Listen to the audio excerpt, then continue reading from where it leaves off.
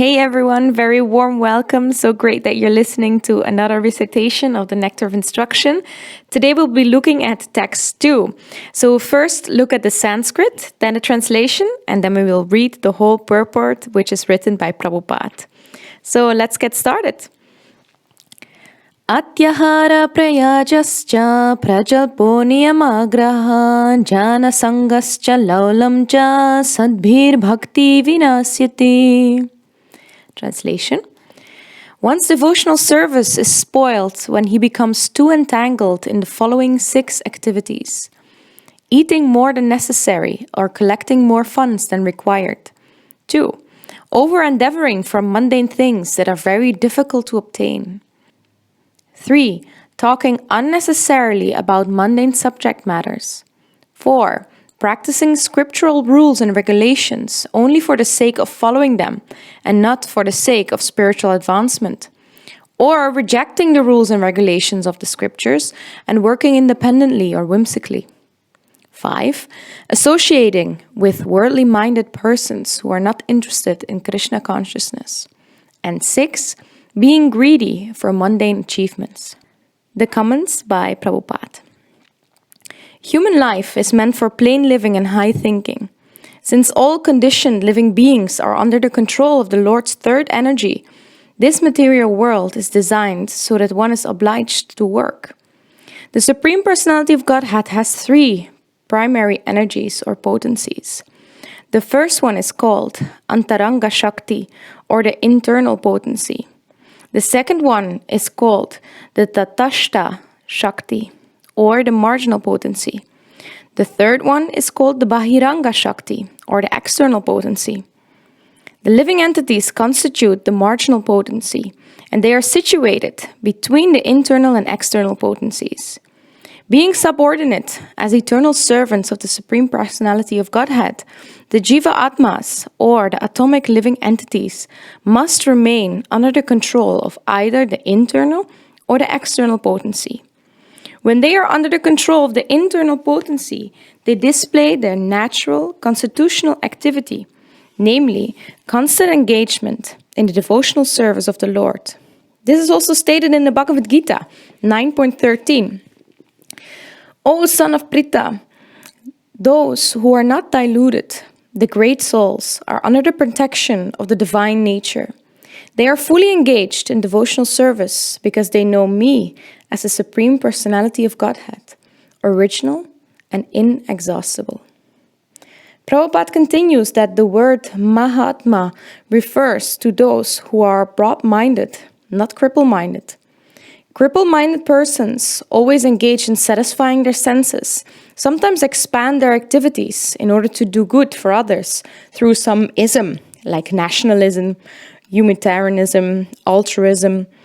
They may reject personal sense gratification for the sense gratification of others, like the members of their family, community, or society, either national or international. Actually, all this is just extended sense gratification, from personal to communal to social. This may all be very good from the material point of view, but such activities have no spiritual value. The basis of such activity is sense gratification, either personal or extended. Only when a person gratifies the senses of the Supreme Lord can he be called a Mahatma, or a broad-minded person. In the above quoted verse from Bhagavad Gita, the words Daivim Prakritim refer to the control of the internal potency or the pleasure potency of the Supreme Personality of Godhead. This pleasure potency is manifested as Srimati Radharani, or her expansion Lakshmi, the goddess of fortune. When the individual jiva souls are under the control of the internal energy, their only engagement is the satisfaction of Krishna, or Vishnu. This is the position of a Mahatma. If one is not a Mahatma, he is a Dhuratma, or a cripple-minded person. Such mentally crippled Dhuratmas are put under the control of the Lord's external potency, the Mahamaya. Indeed, all living entities within this material world are under the control of Mahamaya, whose business is to subject them to the influence of the threefold miseries. First, the sufferings caused by the demigods, such as droughts, earthquakes, and storms. Second, sufferings caused by other living entities like insects or enemies. And third, sufferings caused by one's own body and mind, such as mental and physical infirmities. Daiva, Bhutama, Hetava. The conditioned souls, subjected to these three miseries by the control of the external energy, suffer various difficulties. The main problem confronting the conditioned souls is the repetition of birth, old age, disease, and death. In the material world, one has to work for the maintenance of the body and soul. But how can one perform such work in a way that is favorable for the execution of Krishna consciousness?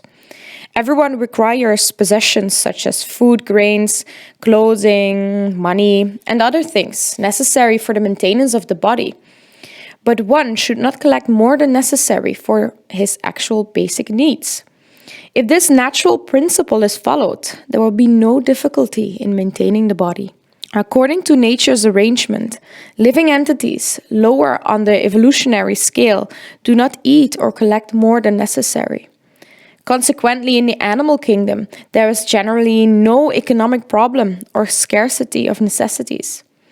If a bag of rice is placed in a public space, birds will come to eat a few grains and then go away. A human being, however, will take away the whole bag. He will eat all his stomach can hold and then try to keep the rest in storage. According to the scriptures, this is collecting more than necessary, or atyahara, and it is prohibited. Now, the entire world is suffering because of it. Collecting and eating more than necessary also causes prayasha, or unnecessary endeavor. By God's arrangement, anyone in any part of the world can live very peacefully if he has some land and a milk cow. There is no need for a man to move from one place to another to earn a livelihood. For one can produce food, grains locally and get milk from cows. That can solve all economic problems. Fortunately, man has been given higher intelligence for the cultivation of Krishna consciousness, or the understanding of God, one's relationship with Him, and the ultimate goal of life, love of God. Unfortunately, so-called civilized man, not caring for God realization, utilizes his intelligence to get more than necessary and simply eat to satisfy the tongue. By God's arrangement, there is sufficient scope for the production of milk and grains for human beings all over the world. But instead of using his higher intelligence to cultivate God consciousness, so-called intelligent men misuse their intelligence to produce many unnecessary and unwanted things. Thus, factories, slaughterhouses, bordels, liquor shops, and so on are opened. If people are advised not to collect too many goods, eat too much, or work unnecessarily to possess artificial objects, they think they are being advised to return to a primitive way of life. Generally, people do not like to accept plain living and high thinking. That is their unfortunate position. Human life is meant for God realization, and a human being is given higher intelligence for this purpose. Those who believe that this higher intelligence is meant to attain a higher state should follow the instructions of the Vedic literatures. By taking such instructions from higher authorities, one can actually become situated in perfect knowledge and give real meaning to life. In the Srimad Bhagavatam, Shri Sutta Goswami describes the proper human dharma in this following way. All occupational engagements are certainly meant for ultimate liberation. They should never be performed for material gain. Furthermore, one who is engaged in the ultimate occupational service, or dharma, should never use material gain to cultivate sense gratification. Prabhupada continues, the first step in human civilization consists of occupational engagements performed according to the scriptural injunctions. The higher intelligence of a human being should be trained to understand basic dharma. In human society, there are various religious conceptions characterized as Hindu, Christian, Hebrew, Buddhist, and so on.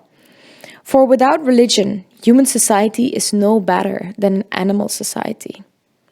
As stated above, religion is meant for attaining emancipation, not for getting bread.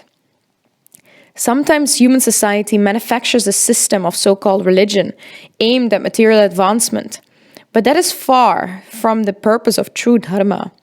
Religion entails understanding the laws of God, because the proper execution of these laws ultimately leads one out of this material engagement.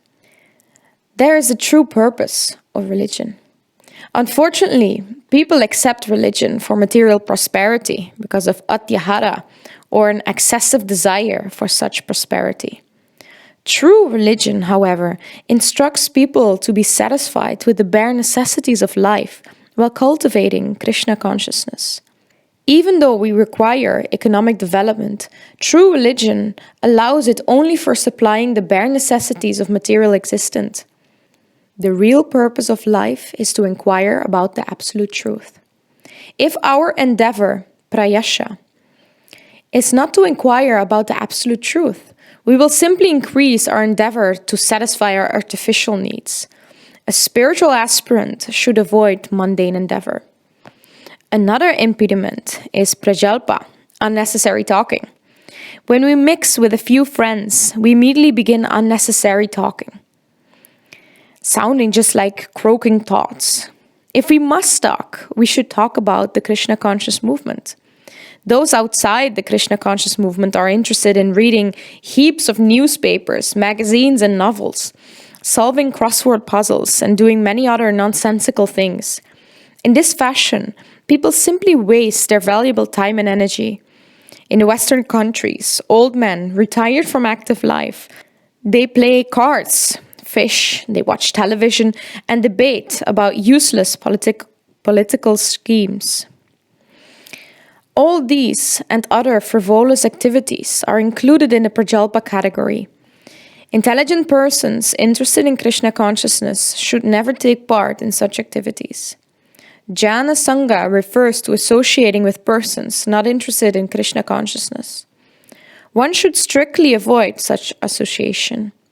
Srila Narottam Das Thakur has therefore advised us to live only in association of Krishna conscious devotees, Bhakta Sani Vasa. One should always engage in the service of the Lord, in the association of the Lord's devotees. Association with those engaged in a similar line of business is very conducive to the advancement of that business. Consequently, materialistic persons from various associations and clubs, they form them to enhance their endeavors. For example, in the business world, we find such institutions as a stock exchange and the Chamber of Commerce. Similarly, we have established the International Society for Krishna Consciousness to give people an opportunity to associate with those who have not forgotten Krishna. This spiritual association offered by our ISKCON movement is increasing day by day. Many people from different parts of the world are joining this society to awaken their dormant Krishna consciousness. Srila Bhaktisiddhanta Saraswati Thakur writes in his Anuvritti commentary that too much endeavor to acquire knowledge on the part of mental speculators or dry philosophers falls within the category of atyahar, collecting more than needed. According to the Srimad Bhagavatam, the endeavor of the philosophical speculators to write volumes of books on dry philosophy devoid of Krishna consciousness is entirely futile. The work of karmis, who write volumes of books on economic development, also falls within the category of atyahar. Similarly, those who have no desire for Krishna consciousness and who are simply interested in possessing more and more material things, either in the shape of scientific knowledge or monetary gain, they are all included under the control of atyahar. Karmis labor to accumulate more and more money for future generations, only because they do not know their future position. Interested only in getting more and more money for their sons and grandsons, such foolish persons, they do not even know what their position is going to be in the next life. There are many incidents that illustrate this point. Once a great karmi accumulated a vast fortune for his sons and grandsons. But But later, according to his karma, he took his birth in a cobbler's house located near the building, which in his previous life he had constructed for his children. It so happened that when this cobbler came to his former house, his former sons and grandsons beat him with shoes. Unless the karmis and the jnanis become interested in Krishna consciousness, they will simply continue to waste their life in fruitless activities. Accepting some of the scriptural rules and regulations for immediate benefit, as they advocate, it is niyama agraha. Accepting some of the scriptural rules and regulations for immediate benefit is called niyama agraha. And neglecting the rules and regulations of the Shastras, which are meant for spiritual development, is called niyama agraha.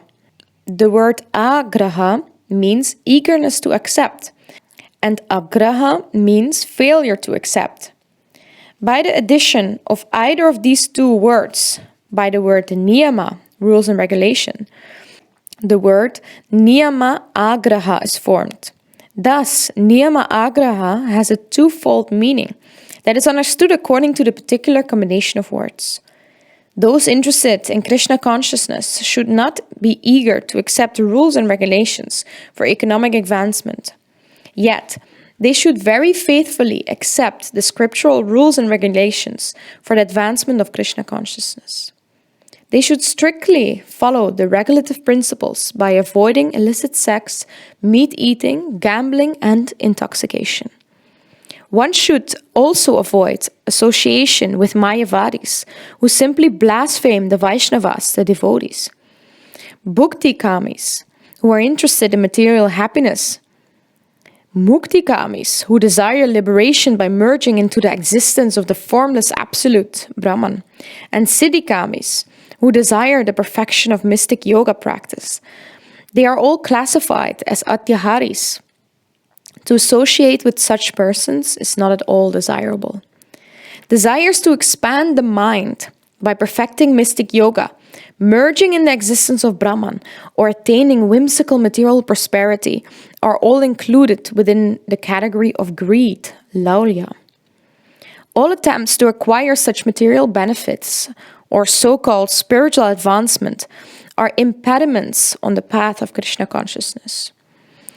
Modern welfare waged between capitalists and communists is due to their avoiding the advice of Srila Rupa Goswami regarding atyahara.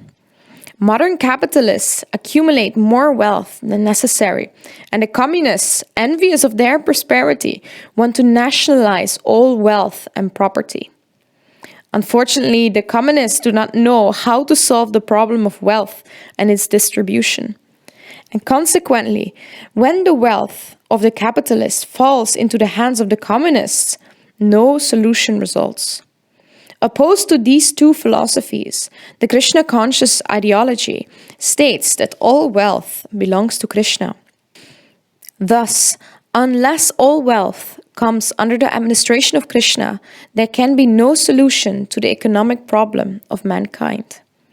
Nothing can be solved by placing wealth in the hands of the communists or the capitalists. If a $100 bill is lying on the street, someone may pick it up and put it in his pocket. Such a man is not honest. Another man may see the money and decide to let it remain there, thinking that he should not touch another's property. Although this second man does not steal the money for his own purposes, he is unaware of its proper use. Then there's a third man who sees the $100 bill and he may pick it up, find the man who lost it and delivers it to him. This man does not steal the money to spend for himself, nor does he then neglect it and let it lie in the street. By taking it and delivering it to the man who has lost it, this man is both honest and wise. Simply transferring wealth from capitalists to communists cannot solve the problem of modern politics. For it has been demonstrated that when a communist gets money, he uses it for its own sense gratification. The wealth of the world actually belongs to Krishna, And every living entity, man and animal, has the birthright to use God's property for his maintenance. When one takes more than his maintenance requires, be he a capitalist or a communist, he is a thief, and as such, he is liable to be punished by the laws of nature. The wealth of the world should be used for the welfare of all living entities, for that is the plan of Mother Nature. Everyone has the right to live by the utilization of the wealth of the Lord. When people learn the art of scientifically utilizing the Lord's property, there will be no longer encroaching another's right. Then ideal society can be formed. The basic principle for such spiritual society is stated in the first mantra of the Sri Ishupanishad. Ishavasham idam sarvam yatkincha jagadyam jagat tena chaktena bhunjita magridha kasyasvidhanam. Everything animate and inanimate that is within the universe is controlled and owned by the Lord. One should therefore accept only those things necessary for himself, which are set aside as his quota, and should not accept other things, knowing well to whom they belong. Krishna-conscious devotees know very well that this material world is designed by the complete arrangement of the Lord to fulfill all the necessities of life for all living beings, without their having to encroach upon the life or rights of one another. This complete arrangement affords the proper quota of wealth for everyone according to his real needs, and thus everyone may live peacefully according to the principle of plain living and high thinking. Unfortunately, materialists who have neither faith in the plan of God nor any aspiration for higher spiritual development, they misuse their God-given intelligence only to augment their material possessions. They devise many systems, such as capitalism and materialistic communism, to advance their material position. They are not interested in the laws of God or in a higher goal. Always anxious to fulfill their unlimited desires for sense gratification, they are conspicuous by their ability to exploit their fellow living beings. When human society gives up these elementary faults enumerated by Rupa Goswami, all enmity will cease between man and animals, capitalists and communists, and so forth. In addition, all problems of economic and political maladjustment and instability will be solved. This pure consciousness is awakened by the proper spiritual education and practice offered scientifically by the Krishna conscious movement. This Krishna conscious movement offers a spiritual community that can bring about a peaceful condition in the world. Every intelligent man should purify his consciousness and rid himself of the above-mentioned 6 hindrances to devotional service by taking wholeheartedly shelter of this Krishna conscious movement. So that was the end of the purport by Prabhupada. That was the second verse of the Nectar of Instruction. I hope you enjoyed this section, and I'm looking forward to read with you the third verse. Hari Bol.